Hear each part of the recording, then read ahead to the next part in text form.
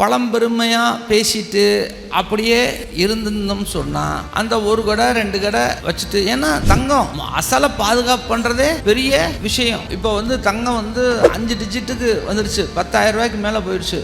இது நாள் வரைக்கும் தங்க வியாபாரத்தில் நஷ்டம் அப்படின்னு வந்தது ரொம்ப ரொம்ப கம்மி. இன்னமேலாம் சரியான முறையில் கரெக்டான முறையில் கணக்கு பார்த்து சிறப்பாக பண்ணலை அப்படின்னு சொன்னால் வரக்கூடிய காலகட்டங்களில் ஹோல்டிங் காஸ்ட் அப்படின்னு ஒன்று இருக்குது. இப்போ எல்லா வியாபாரியும் சிட்டு வாங்கி தான் வியாபாரம் பண்ணுறாங்க, பேங்க் இன்வெஸ்ட்மெண்ட் பண்ணி தான் பண்ணுறாங்க. அப்போது இன்னைக்கு 9% பேங்கருக்கே டைரெக்டாக வட்டி, 1% ஹேண்ட்லிங் சார்ஜ், நம்ம கொலாட்ரல் கொடுக்குறோம், இன்சூரன்ஸ் கொடுக்குறோம், இதுக்கெல்லாம் சேர்ந்து ஆயிடும். அப்போ 10%. அப்போது 1 கிராம் ஒரு வருஷம் என் கடையில் சும்மா அப்படி தொங்கிருச்சு அப்படின்னா 1000 ரூபா பேங்க்காரன் வாங்கி போயிடுவான். இனிமே காஸ்ட் கண்ட்ரோல் பண்ணுறது, காஸ்ட் மேனேஜ்மெண்ட் பண்ணுறது அப்படிங்கிறதே மிகப்பெரிய விஷயம். இப்போ இதெல்லாம் தெரியணும். அதுவும் எப்படி ஃபிங்கர் டிப்பில் தெரியணும். அப்போ தெரியணும் அப்படின்னா நமக்கு டெக்னாலஜி தான் யூஸ் ஆகுமே ஒழிய அது விற்கும் இது விற்கும் இதெல்லாம் இனிமே பழம்பெருமையெல்லாம்